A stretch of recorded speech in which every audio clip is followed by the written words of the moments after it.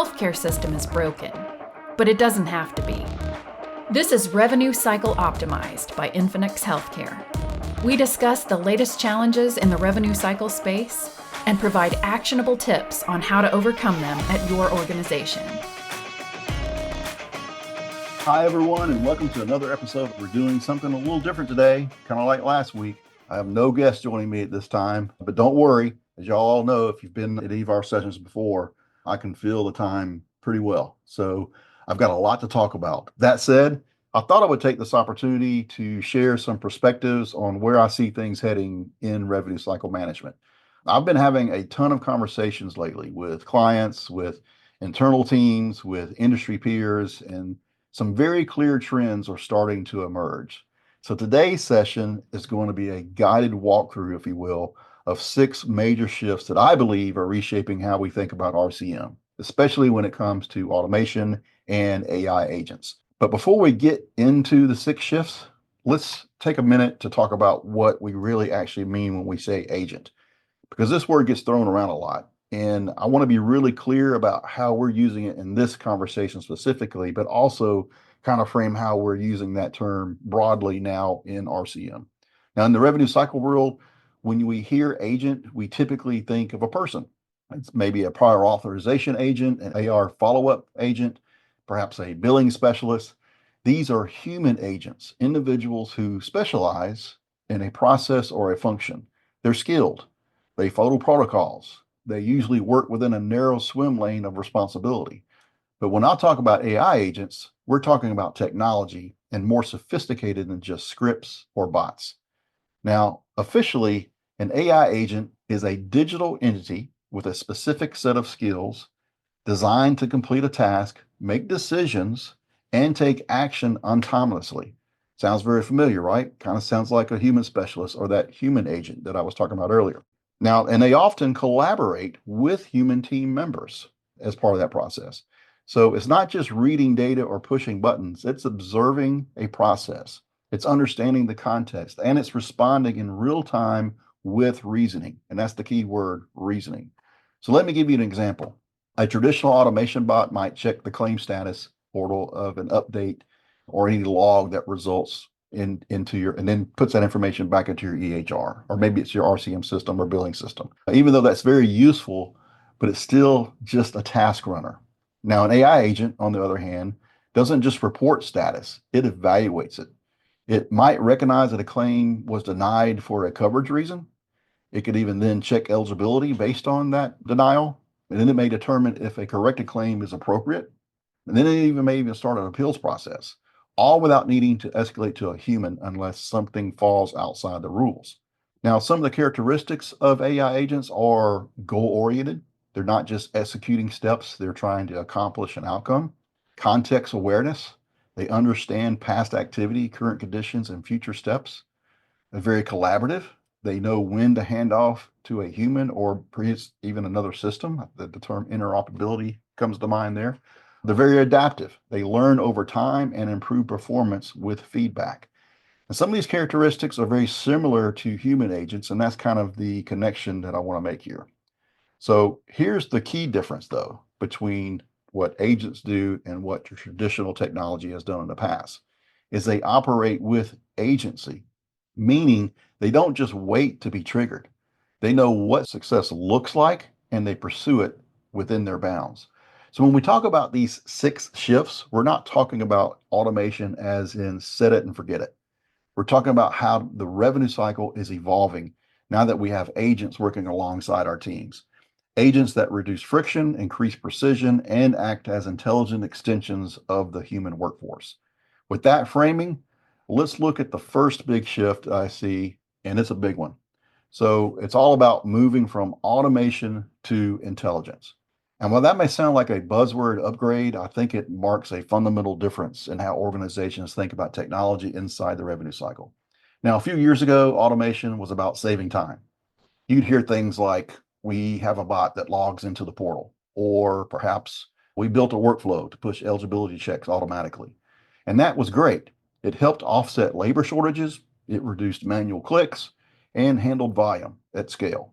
But at the end of the day, it was still step-based automation. You tell the system what to do, and it follows those steps until it doesn't because something broke or something changed in the process. Now, and especially over the last 6 to 12 months, the conversation is shifting. Organizations are asking, can this technology make decisions? Can it prioritize tasks? Can it tell me which denials need attention first? Can it route a claim differently based on payer behavior or documentation flags? And that's not automation, that's intelligence. And it's where AI agents start to play a more active role. Now, think about how a seasoned team member works. They have a lot of tribal knowledge, right? They don't just execute tasks, they assess, they triage, they decide. They look at the big picture and adjust based on what's changed. That's the bar now for digital agents. They're not just here to follow rules, they're here to optimize outcomes. For example, a traditional automation might handle claim status checks in bulk, and that's very helpful, but it treats every claim the same. An AI agent, on the other hand, might look at your work list and say, well, these 50 claims are stuck because of eligibility issues with Blue Cross Blue Shield. And we've seen this pattern before. Here's a batch fix that we can start. And then these other 12 are on track for automation adjudication. No human really needs to touch them. So don't even bother. And then these three, well, they're high dollar, high risk, and trending late. Let's surface these to, say, a human specialist. So that's not just faster, that's smarter. That's revenue cycle intelligence. And what I find interesting is that this shift changes how people measure value. Before, you might hear things like, this tool saves us 12 minutes per task. And that's very true. That's a very good value. Now it's more like, this agent reduced our touch points by 60%. It helped us recover $300,000 in underpaid claims. And you may hear that it flagged 3 system gaps that we didn't even know that existed. Well, that's more strategic value proposition. And it's what executives are expecting out of AI right now. So these executives where AI, people were kind of hesitant, kind of reluctant to go into it, but now it's matured. There's been this maturity process. It's kind of grown up in that process. People are more educated. Now there's better expectations through their experiences with AI. But this also brings up a concern that I hear often.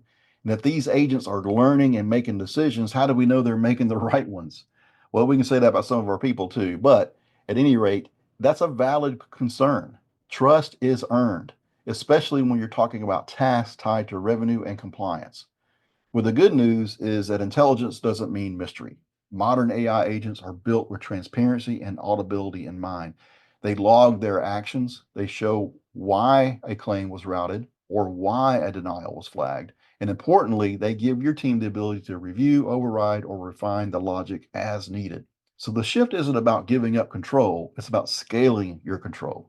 You're extending the reach of your human expertise, using agents to carry out decisions at scale while your team focuses on exception handling and strategy. So the bottom line here is, automation got us through the last few years, but intelligence through well-designed agents, and that's pretty key, is what's going to carry us forward. So that's shift number one, and it sets the tone for everything that follows. Now, the second major shift that we're seeing is this, and that is, front-end coverage validation is no longer just an administrative checkpoint. It's now a clinical priority. Now, for years, these front-end insurance checks were seen as administrative chores, necessary but not necessarily critical from a clinical standpoint, because it's all about getting the right paperwork. No problem. Let's go ahead and schedule. Let's go ahead and get this test done. Now, they were often completed late in the process, right before maybe the patient arrived, or maybe a few days before the patient arrived, and rarely integrated into the clinical planning itself. But in 2025, that mindset doesn't hold up. Delays or gaps in this process are causing real clinical disruption. I've talked to groups who've had to cancel MRIs, they've had to reschedule surgeries or delay infusions, but not because the care wasn't ready, but because the coverage wasn't. So what we're seeing is a reframing. These insurance related workflows aren't just operational anymore, they're integral for delivering care. These processes are getting more complex. Plans change mid-month. Payers modify their medical necessity policies quarterly. Actually, they will modify them even more frequently than that. And patients often don't know what their coverage actually includes. So this is where AI agents become even more incredibly valuable. Imagine an agent that reviews the order the moment it hits your system. It scans the CBT and diagnosis code, it checks against the patient's coverage file, and determines if a prior authorization is even required. If it is, it starts the process right then with no delays. If the plan switched since scheduling, well, the agent catches it and reroutes the request. If the diagnosis code doesn't meet medical necessity, it flags it early before submission. That's not just automation, that's clinical support through administrative intelligence. One concern I hear a lot is, isn't this just pushing more work to the front end team? Well, honestly, not if it's done right. The whole point of using the agent is to relieve the team, to relieve the staff, and not bury them. When agents handle the routine, your staff can focus on patient communication, solving edge cases, and keeping the schedule intact. And let's not forget the patient experience. When a patient walks into your imaging center or say your ambulatory surgery center or whatever the scenario is, they don't care about the eligibility files. They want to know that their services are approved and ready and they're just going to get it over with. That's the true goal of this shift. Reducing surprise reschedules, boosting provider confidence, and giving patients a smoother experience. So while this work may still be technically live in patient access, it now affects the entire clinical journey, which means it deserves smarter tools, stronger visibility, and yes, agents who do more than follow checklists. Now, in 2025, coverage validation is part of care delivery, and our systems need to treat it that way.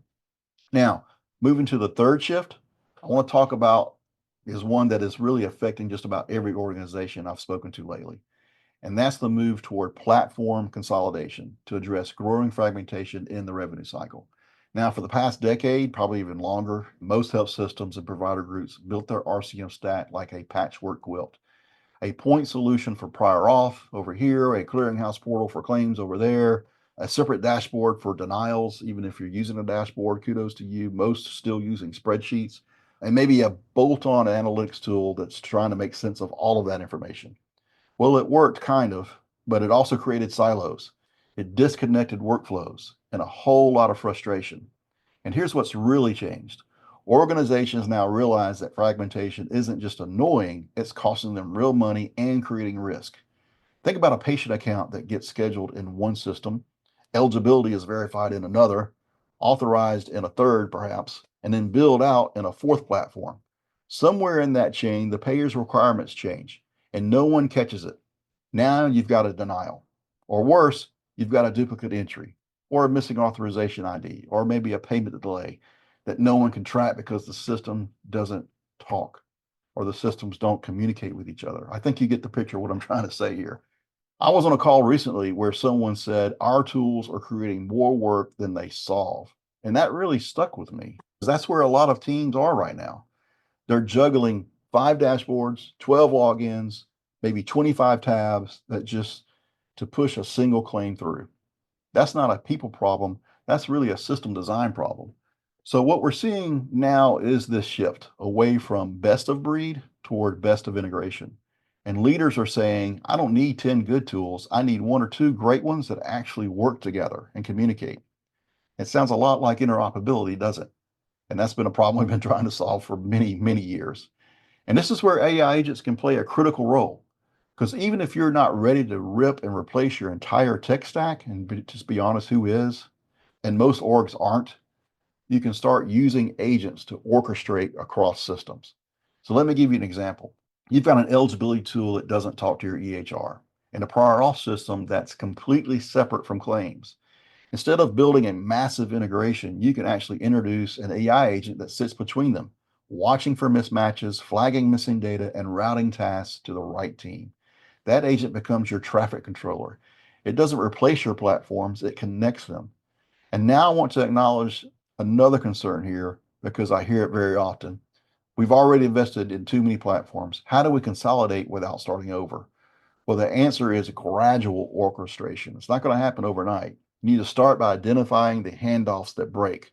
Do the analysis, do the work in collecting that data to make sure where the loopholes are, where the fragmentation is.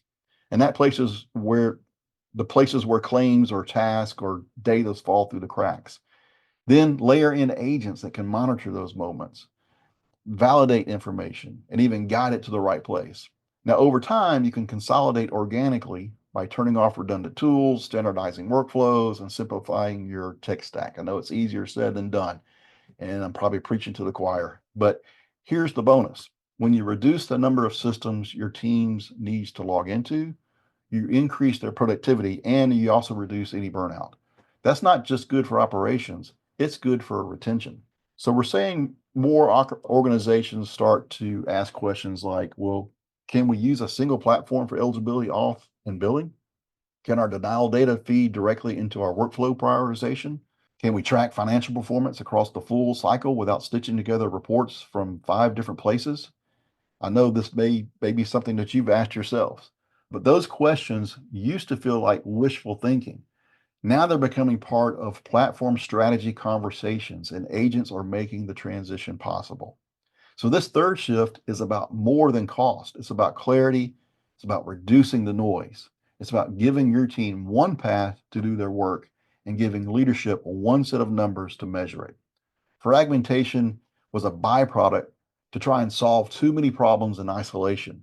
Platform consolidation with agent orchestration layered in is how we start solving problems as a system.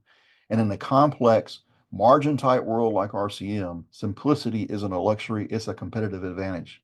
Now, quickly moving to shift number 4 is one we didn't used to talk about in revenue cycle meetings, but now it's front and center. That's the shift from viewing cybersecurity as an IT concern to treating it as a core component of operational continuity. Now, let's be honest. For a long time, security was seen as something that lived in the server room. It was firewalls, endpoint protections, maybe a phishing awareness training once a year. Important, but not exactly a hot topic in your billing meetings. And I know there's not a whole lot of hot topics in billing meetings. But then came February 2024.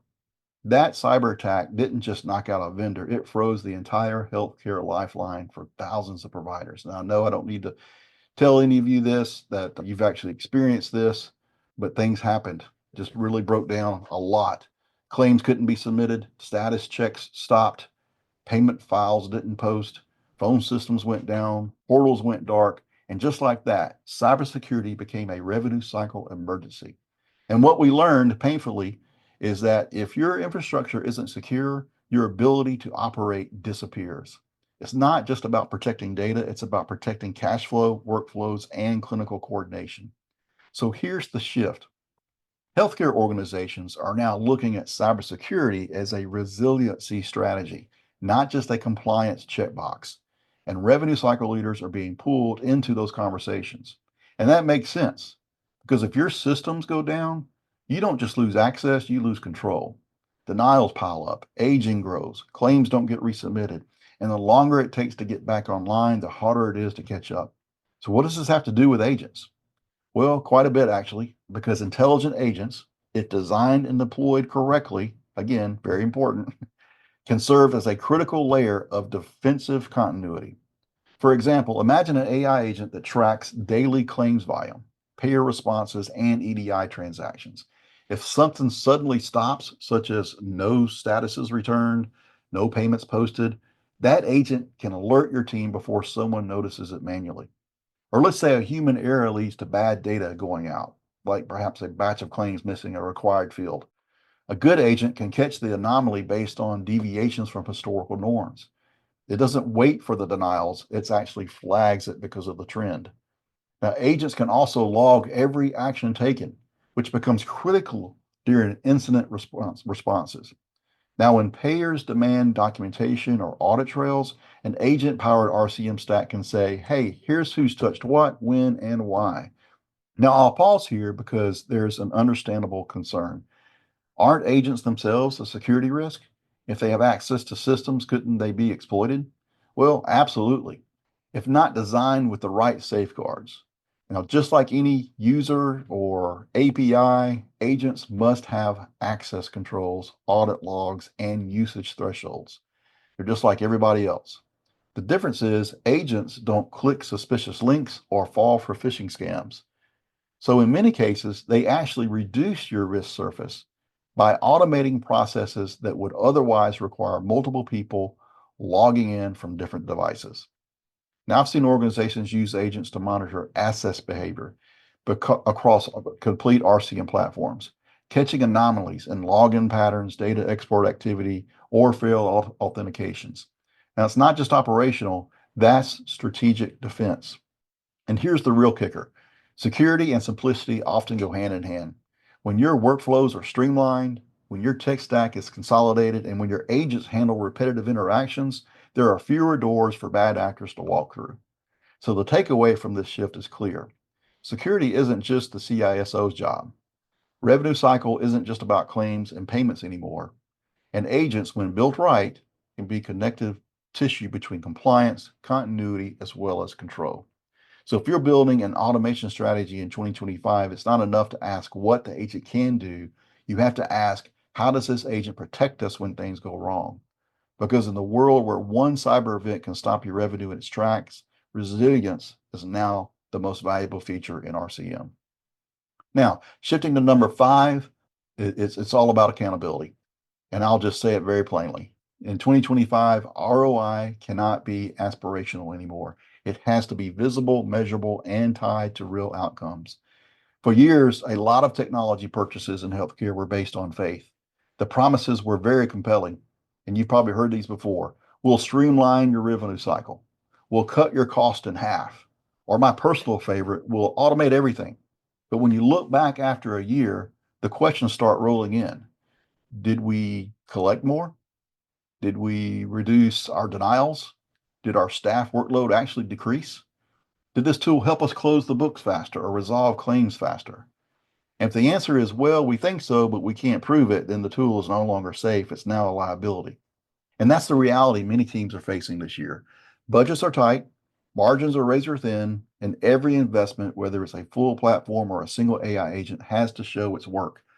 So the shift here is really about moving from tools that sound promising to tools that perform and can prove it. And this is where I think AI agents, again, offer something different than traditional automation. Because a lot of legacy automation is silent. It works in the background, but it doesn't report. You don't always know what it's doing, how much time it's saving, or whether it's generating results until something goes wrong and it's too late. But an AI agent, on the other hand, is designed to track its own performance. For example, if you have an agent that handles claim status inquiries, it should be able to tell you how many inquiries it performed this week, how many resulted in payer action, how many claims it moved to resolution without human involvement, and what percentage of AR inventory it's touching versus ignoring. Now, that kind of visibility transforms the conversation. It's no longer, we think it's helping. It becomes, here's what it delivered, and here's where we still need help. Now, that's measurable ROI. And here's something else to think about. ROI isn't just about speed or volume, it's about impact at scale. So let's say you have an agent that reduces your average time to payment by 4 days. That might not sound very dramatic until you realize that across your total monthly claim volume, that's millions in accelerated cash flow. Or maybe an agent helps you reduce your first pass denial rate by 6%, which is a pretty big jump. That doesn't just save money, it frees up your denial management team to focus on high risk payers or complex cases where human expertise actually moves the needle. Now, one concern I hear often is, well, how do we measure ROI without creating another project? Because it sounds like, oh, this is another team, another committee. We got to go back and now we got to review all this information. Well, the good news is your agent can help with that too. A well-built agent logs every interaction, maps actions to outcomes, and can even generate simple dashboards that feed directly into your operational reports. You don't need to hire data scientists. You just need tools that track what they do. And let's be honest, if a vendor or solution can't show you a business case within 90 days, you're not buying a solution, you're buying a story. Now, the bar has been raised. CFOs, COOs, and even CMOs are asking tougher questions. What's the dollar value of this solution? What KPIs does it move? What happens if we turn it off tomorrow? And if you don't have answers, not just projections, but real performance, the conversation stops right there. So this shift, ROI must be proven, not promised, is as much about how we evaluate vendors as it is about how we deploy and manage the technology. So AI agents give us an opportunity to embed accountability directly into the system. They work, they log, they report. And in a climate where every dollar has to be justified, that transparency might be the most valuable feature of all. Now, our final shift today is one that ties all of the others together. And that's the reimagining of the workforce model in a world where automation and AI agents are becoming the norm, not the exception. So let's start with a hard truth. We're not going back to the 2018 staffing levels.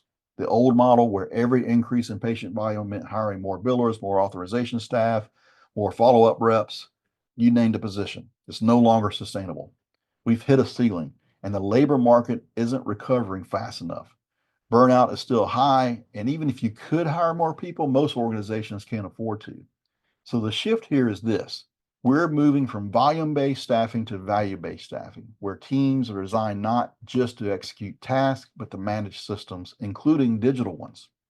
Now, I've seen org charts that used to have 15 people in claims follow-up, and now they have 5 people, maybe even less, with about 2 or 3 AI agents doing the same work. Not because anyone was laid off, but because the work changed. And that's the key point. When you introduce intelligent agents, the work doesn't disappear, it evolves. Your staff goes from clicking through claim statuses to reviewing exception reports, from calling payers for auths to managing escalations, from reworking denials to preventing them in the first place. Now, this just requires a new kind of workforce model. It actually requires a different mindset, one where you're hiring not just for RCM experience, which is still very important, but for problem solving, tech literacy, and process thinking. And just like you train a new employee, you need to train and retrain your AI agents. Someone has to configure them, monitor their performance, adjust their logic, and integrate their insights into broader workflows. So what we're really talking about is a blended workforce, people and agents, strategy and automation, human empathy and machine precision. And when it works, it's very powerful. One org I spoke with has restructured their patient access team into 3 layers. They have a frontline team handling high touch cases, a digital agent layer re-verifying or verifying benefits from the get-go and launching auths if needed, and a quality review team validating that everything is working upstream. And the result is that they had 30% fewer rescheduled appointments, 18% reduction in auth-related denials, and a team that's less exhausted at the end of the week. But of course, this kind of redesign brings up a very human concern, and that is, well, what happens to my team? I've heard this question over and over and over in the last year or so. So everyone's top of mind, and that's a real question, and the answer depends upon leadership. The most successful organizations don't use agents to replace people. They use agents to protect people from burnout and to elevate them into a higher value roles.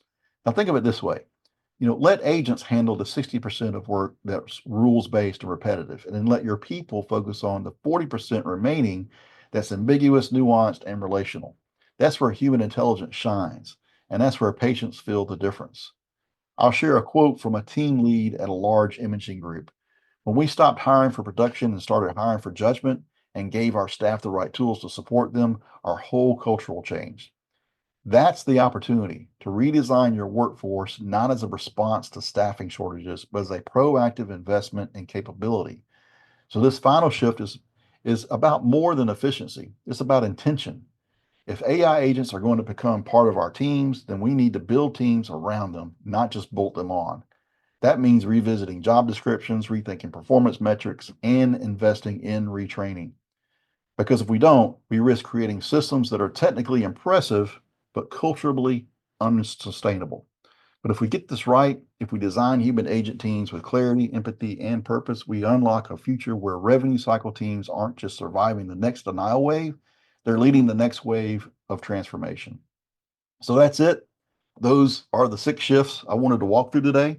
And here's what I hope you take away from this, that these aren't just trends.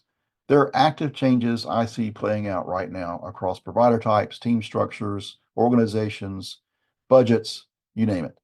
And as these shifts take hold, the role of AI agents become clearer, not as a replacement for people, but as a resource that helps people do more of the work that matters and less of the work that burns them out. I want to thank all of you who have joined me in putting up with my solo rant, but I hope that if anything I said has sparked a thought or raised a question or touched a nerve, I'd love to hear from you. You can contact me or connect with me on LinkedIn, or better yet, reach out through us through our website. Just send me your questions or comments directly, and I'd be happy to dig deeper or even continue the conversation one-on-one if you like. So until next time, take care, keep building the future of RCM with intention. Thanks for joining us. Subscribe to get notified when our next episode is online. For more information for how we can help you increase reimbursements at your company, check out our website at infinix.com. That's INFINX.com.